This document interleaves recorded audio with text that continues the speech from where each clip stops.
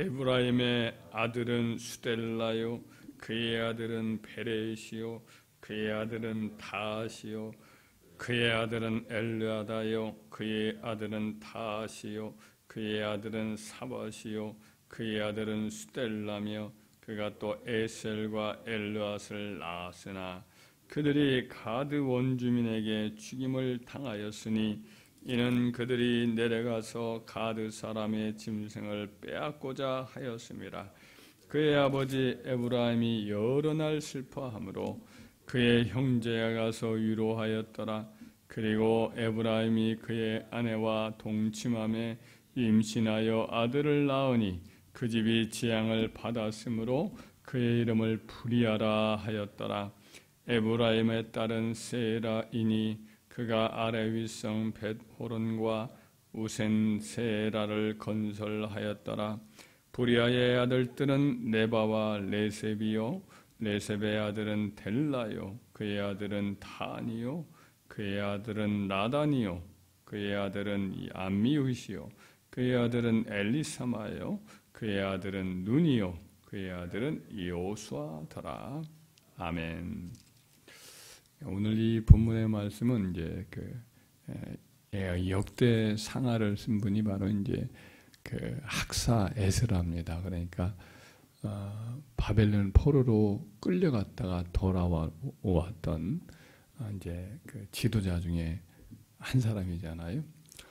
이분이 이제 돌아와서 이제 돌아온 귀한 자들에게 율법을 가르치기로 마음에 굳게 결심하시고 돌아온 분이라서 이제 과거를 돌아보면서 영적인 하나님의 교훈들, 조상들의 여러 이제 하나님 앞에 지었던 범죄와 그로 말미암아 그들이 당했던 여러 가지 하나님의 징계, 이런 일들에 대한 내용도 기록을 해서 후손들을 가르칠 영적 필요를 느꼈기 때문에 쓴 것이 역대 상하이거든요.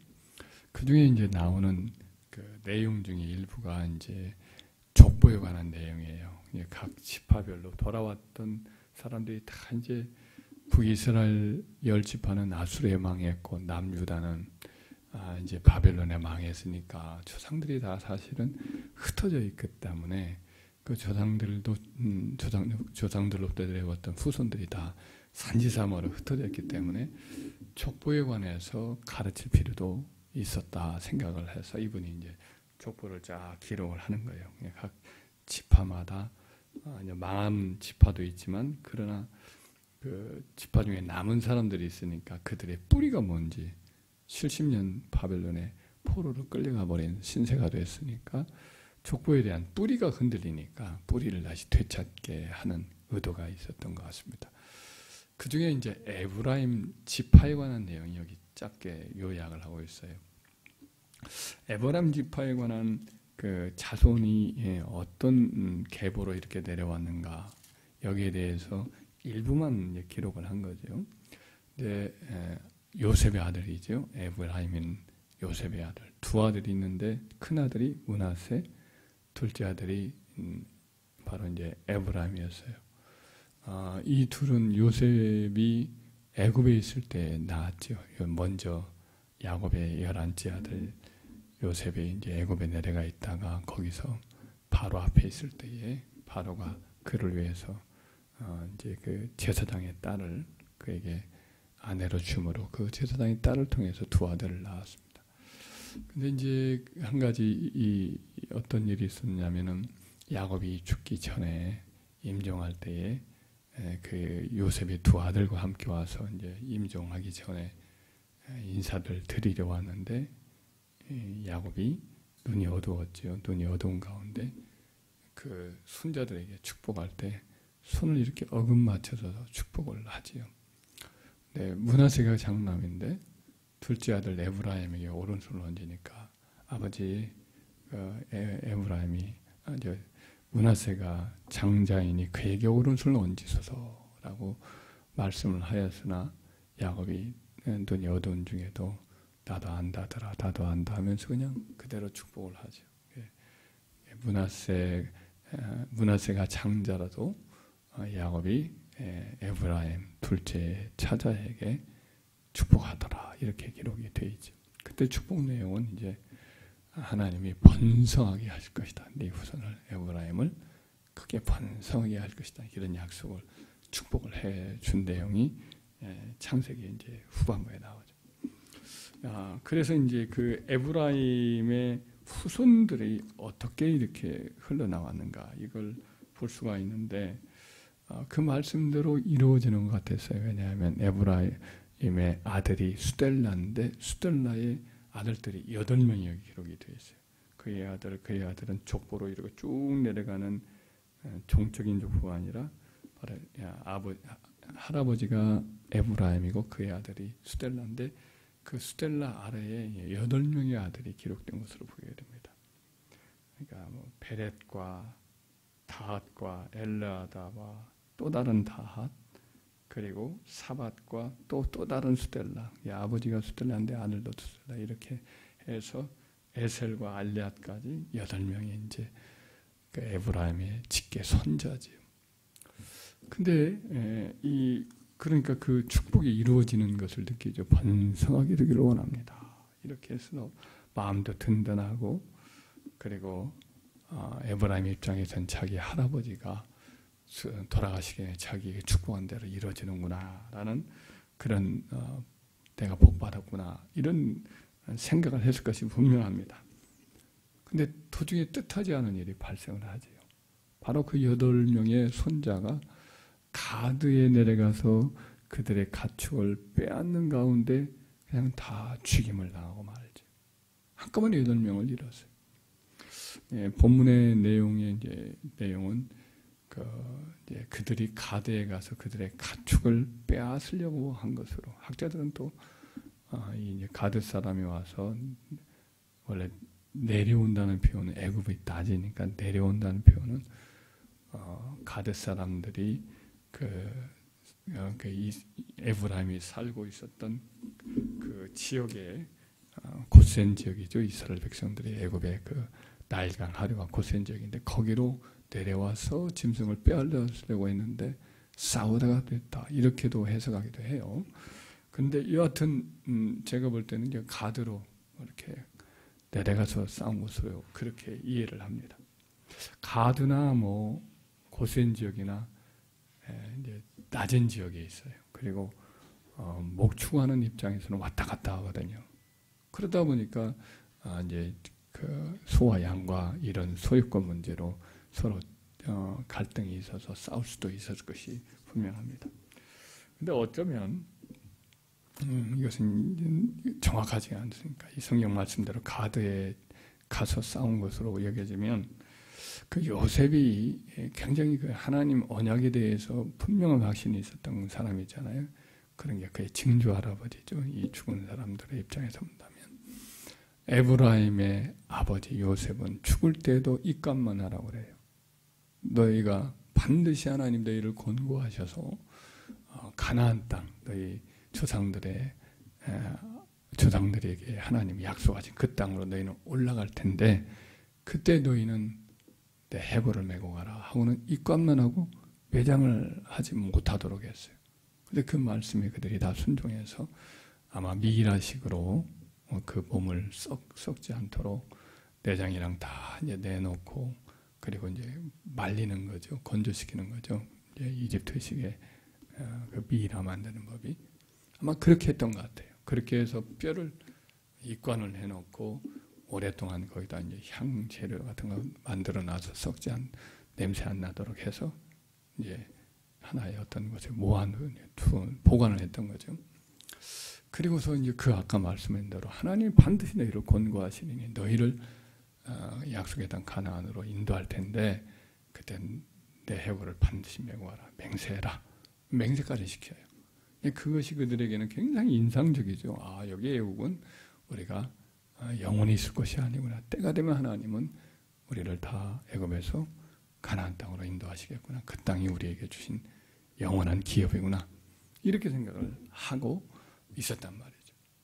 그러니까 이 8명의 그의 요셉으로 말하면 증손자들인데 이 증손자들이 그 생각을 가지고 저것이 우리 땅이다.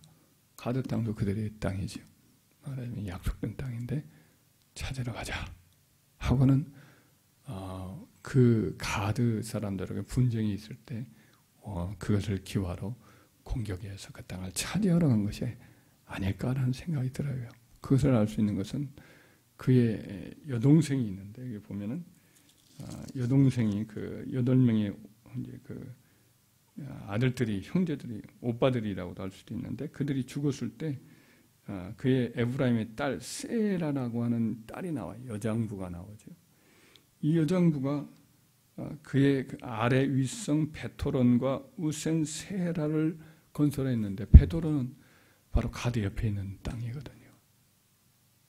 윗 베토론, 아랫 베토론이 있는 곳이거든요. 우센 세라는 것도 그 지역에 가까운 곳인데 아니 이 여장부가 거기까지 와서 성을 건설하고 거기서 살았단 말이죠. 애굽에서 그냥 편하게 지낼 수도 있는데 이 에브라임의 딸이 아마 전쟁의 방법이 아니지만은 그는 전쟁이 아닌 방법으로 가서 그냥 성을 쌓고 거기서 자손을 거기서 번성하는 그런 일을 했단 말이죠. 아마 그런 의도가 오빠들이 죽었지만 우리는 그 할아버지 증조 할아버지의 내가 말을 듣고 그 말대로 내가 그 땅을 기업으로 삼으리라 하고는 혼자라도 내려온 것 같아요. 그러지 않고는 이해가 안 되는 대목이거든요. 그래서 이런 것을 보면은 참 한편은 이들이 그 약속을 붙들고 내려와서 정복 전쟁을 먼저 시작을 한 것이다. 이렇게 학자들도 그렇게 이해를 하는 분들이 있습니다. 그런데 이제 그 정복 전쟁은 좀 실패할 수밖에 없는 요소가 있어요. 왜냐? 그들의 조상 아브라함, 그 요셉의 할아버지죠. 증조 할아버지, 요셉의 증조 할아버지. 그들에게 매우 이제 나이가 더 많은, 더 오랜 조상인데 할아버지에게 그들의 조상 아브라함에게 하나님이 이제 예언을 하신 적이 있잖아요. 약속을 하신 것이 너희와 너희 자손들이 다른 어떤 외국 나라에 가서 이방에 가서 거기서 종노릇을 할 것이다. 거기서 400년 만에 종살이 하다가 다시 돌아올 것이다. 아직은 그때가 아닌데 아모리 족속의 죄악이 아직 무르익 관영하지 않았기 때문이다 이 말씀을 하셨어요. 그러니까 그 애굽에 가서 400년 동안 거기서 종살이를 하다가 나온 것으로 그렇게 예언이 되어 있단 말이죠. 근데 그것을 생각을 못했던 것 같아요. 그냥 우리에게 주신 땅이니까 우리가 먼저 정복하자 하고는 나와서 하나님의 때가 안 찼는데 먼저 움직인 거죠. 좀 섣부른 거죠. 좀 성급한 거죠. 그래서 결국은 어이없게도 이제 그들은 8명이나 되는 아들들이 한꺼번에 보보당당에 가서 전쟁을 했는데 가드 사람들에게 이와 같이 전투에서 져서 죽음하는 거죠. 특별히 이제 가드는 여러분들이 알지만은 골리앗 장군 같은 그런 그 아주 강력한 그 거인들이 살던 곳이거든요. 네피림 자손들이 살던 곳이라서 그들이 가만히 있겠느냐고요. 뭐 형격한 차이가 있었지만 이제 약속을 믿고 갔던 것인데 그 약속이 너무 섣불었던 판단이죠. 그 일로 인해서 그의 아버지 수델라, 할아버지 에브라임의 신경은 참담하게 말할 수가 없었던 거죠. 얼마나 슬퍼했을까요? 갑자기 손자 8명을 잃어보면 뭐 어떻게 정신이 있겠어요. 그래서 그 일로 인해서 슬퍼하는 날이 여러 날 있었는데 형제들이 와서 위로하였다. 이런 표현이 나옵니다. 아마 그의 형 므낫세가 와서 손자를 잃은 동생을 위로를 많이 했겠죠. 또 여러 사촌들이 있으니까 이웃 이제 형제들이 와서 또 위로를 했을 것입니다. 그러나 아마 에브라임 입장에서는 이 할아버지가 나에게 축복했던 축복은 어디 가나? 네 후손이 번성할 것이다 라고 하는 할아버지 야곱의 축복은 안 이루어지는가? 야곱의 축복은 번성할 것이다 이렇게 되어 있거든요. 그런데 노년에 놀라운 기적 같은 일이 찾아와요. 바로 뭐 8 아들 번성해서 그들이 전투할 정도면 에브라임 나이가 많을 때거든요. 그런데 그에게 아들을 또 낳게 되는 기적이 일어나요. 아들이 나타나요. 그 아들을 잉태해서 낳았는데 그래서 부리아라 이름을 붙여요. 이 부리아라는 이름은 재앙이라는 뜻입니다. 아직도 상처가 너무 큰 거죠. 그죠? 상처가 너무 커서 그 트라우마가 안 잊어버려서 그 이름을 재앙이라는 뜻을 담은 부리아라 이름을 이렇게 붙인 거죠. 그런데 하나님은 그 두통이 그 상처가 깊었던 그 아들의 이름을 붙인 그 부리아라는 이름을 붙인 그 부리아를 통해서 후손이 이제 이어져 나가는 거예요. 그 2 아들을 또 낳았어요. 그 아들 중에 한 아들의 가문이 바로 쭉쭉쭉쭉 내려가서 거의 뭐 한 9대 정도로 쭉 거니 이렇게 내려가서 그 아들이 마지막에 나오면 여기서 눈의 아들 여호수아가 나와요. 눈의 아들 여호수아. 모세의 후계자였다.